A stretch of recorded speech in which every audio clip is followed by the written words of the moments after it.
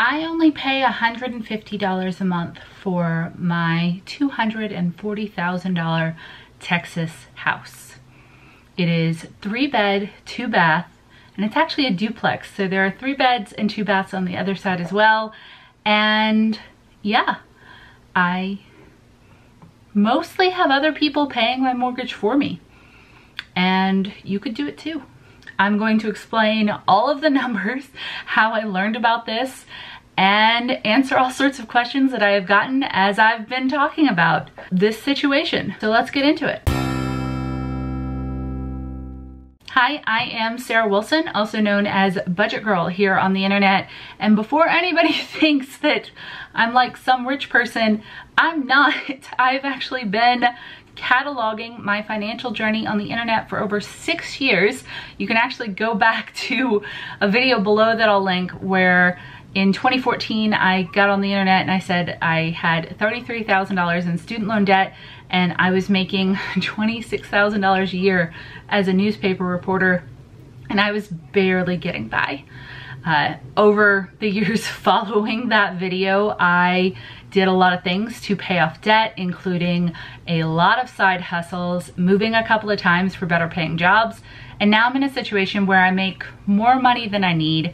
I have assets that are producing me passive income and growing in value, and I just feel like I really pulled myself out of a very normal situation that a lot of us find ourselves in, and I would absolutely love to help you do it too. Ideally, better and easier than I had to do it. So if you like any of that, please go ahead and subscribe and like this video because we're about to get into some cold hard numbers. So I paid off the last of my student loan debt about 3 years ago, and following that I immediately worked to save up a $10,000 emergency fund that would float me in a situation where I lost my job, which is how I started this journey, or had a major illness, etc. After that, I started saving for a house, and I wasn't exactly sure what I wanted to do at that point, but I knew that at that point in my financial journey, paying rent wasn't as good of an idea anymore. Now, this isn't to say that paying rent is a waste of money. I never had a problem paying rent because it saved me money overall, especially when I wasn't in a place that I knew I wanted to live long term, and it helped me not be burdened to stay there or deal with any of the other costs of home ownership, which I now deal with. I knew I wanted to get out of the renting life eventually, and I started doing some reading, and I learned about house hacking. Now, if you haven't heard of house hacking, it is where you rent out an area of your home to somebody else to make money to offset or eliminate your mortgage costs. Now, a lot of people do this by purchasing multifamily properties, actually. And surprisingly, multifamily properties can be, if not inexpensive, because they're not, more reasonably priced than you think. For instance, I spent $230,000 on this duplex that I am in, and there are a lot of single family homes in the area that are granted very nice that are priced at or above that metrics. I could have gotten a home for as little as probably about $100,000 that would have needed a lot of work, but it wasn't that far off from what I would have had to spend just to get a regular single family home mortgage. Some people even are able to make money off of their primary residence by buying, say, a triplex or a quadplex, which has 3 or 4 units in it, and they can use the rent from the other units to not only eliminate the mortgage payment that they're paying on the whole thing, but to make money off of it. So I'll actually be in that situation after I move out of this place. Currently, the rental unit that I'm renting out, side A, goes for $1,050 a month, but market is actually $1,200. And when I decide to move out of this side, I'll be able to place someone over here, and my total mortgage is only $1,700. So I'll be netting about $500 to $700 off of this after all the taxes, all the insurance, mortgage interest, everything, and PMI each month, and we'll get into that. Essentially, I decided that I didn't need like a dream home, and I had never even really, done the whole like dreamy thing of, I want this and that and this in my dream home. I just like to fix up places that I live and make them comfortable. And so I decided, I've been living with neighbors and roommates and everything all these years. Why not do it for a little bit longer and actually be able to make some money off of it? And as I said, when I move out into my next home, and that might be a multifamily unit or it might be a single family unit, I'm gonna actually earn money off of this property every month. So let's talk how much it cost. So I spent a total of $13,676.09 to purchase this house. That is including closing costs of $1,500 for title insurance, $3,800 for mortgage insurance, and $3,300 in property taxes. The rest of that was my down payment. I got an FHA loan and put 3.5% down. So I actually saved more than $13,000 for my first house, but I bought this home in May and I actually had everything settled and set up in March. So like right after Corona hit and the world was very scary, and I did not want to put more down than I needed to because I wanted to have just that little bit of savings left over just in case something happened. And I didn't even know what was gonna happen. Did any of us know what was gonna happen in March? So I was able to use a little bit of that, actually about $3 grand, to do some repairs, and then I had just a little bit left over. And I also spent about $1,000 on some new appliances. The repairs that I made was mostly ripping out the tile floors on my side of the duplex and replacing them with a really gorgeous hardwood vinyl plank. It elevates the look of the home a ton, and I absolutely love it. It makes it look a lot more expensive. I also actually did a whole video series on renovating the property, both sides of the unit. So if you'd like to actually get tours throughout this entire place and really see what I bought and what I'm talking about, I will link that video playlist down below. Those are really fun. I learned so much, and I feel like it was a giant change for a very small reno budget. So my home, I paid $230,000 for after negotiating it down, and then it was appraised for $240,000, which is pretty nice. My tax guy doesn't think so because I have to pay taxes on the $240,000, but I like that I automatically had some equity in it, and I owe about $220,000 on the loan. The 3.5% down payment was just over $8 grand. So I mentioned that I have rented out the other side of my duplex, but I'm also house hacking my side of the duplex as well. I actually rent to my boyfriend Jacob, who lived with me prior to me purchasing this house as well, and he pays $500 a month to me to go towards the mortgage payment. Now I actually have a whole blog post on how we negotiated that, how he's protected and how we chose between him paying like half of what was left over towards the mortgage after my renter pays versus just a flat amount. And mostly it was based off of, we didn't want him to suddenly be liable for increased costs that I'm prepared to handle because I have savings. Say a major appliance goes out, say the renters don't pay, anything like that. I'm in the position to handle that, but if we just split remaining costs, he probably wouldn't be able to. He has other financial priorities, so he pays a flat $500 a month rent, and I'm in charge of everything else. So the $1,050 plus $500 that my renters pay, Jacob included, equals out to $150 less than my $1,700 mortgage. So that is what I pay to my mortgage each month. My renter's contract will be up in February and they will be leaving. So I'm hoping to actually get market rent, and that will eliminate my housing costs. So if the next people I can get in there pay the $1,200 market rent, and I've cross-checked that across a lot of places, a 3-bed, 2-bath around here goes for $1,200 or more pretty regularly, I actually won't have to pay a cent towards my home each month, which is pretty freaking cool. A few more little things. My interest rate is 3.65%. I have an excellent credit score, and as we all know, housing interest rates were really down during Corona, so I was able to get a pretty good rate. Considering that I paid 7.7 actually percent on my student loans, I will take 3.5% for my mortgage. Nuts that I had to pay that much for my student loan. So I've also gotten the question, why would you want to go into real estate investing? Why would you want to be a landlord? Just why not just enjoy your money now? And the answer to that is that I'm always interested in new avenues for building passive income versus income that I have to exchange hours of my life for. And the secret of the wealthy is they have assets that make them money.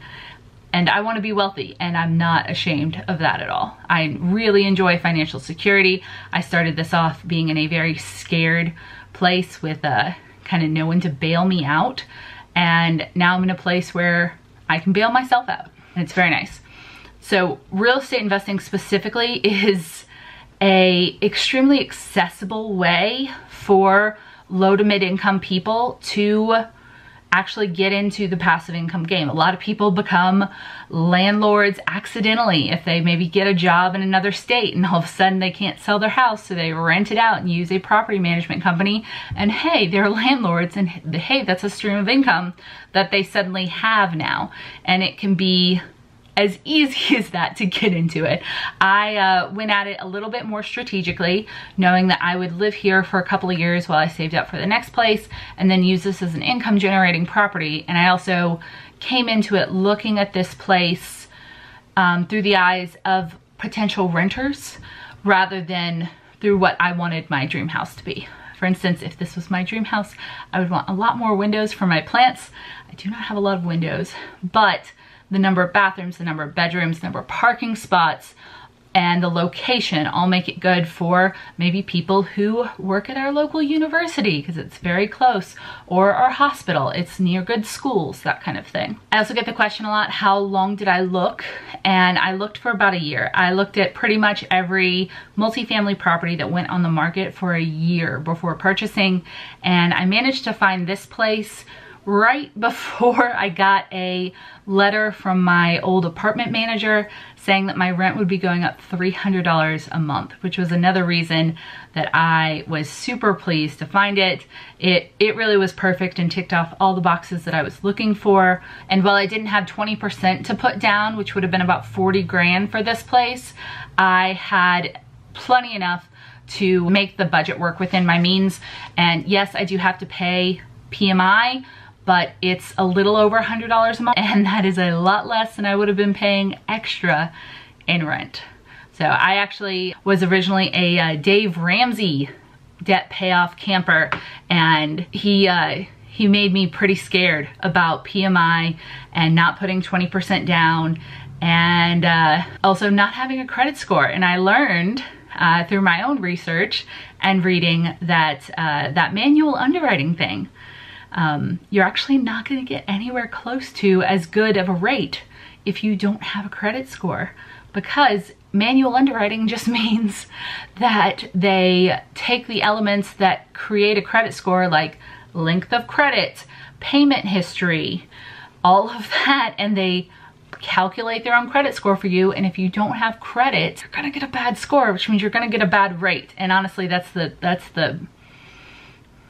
I'm mad at myself for not knowing that before. I just kind of listened to Dave blindly. I give him a lot of credit for my financial success, because the way to get out of debt, stupid simple, his plan. And I mean that with like a positive. I needed a stupid simple way to get out of debt.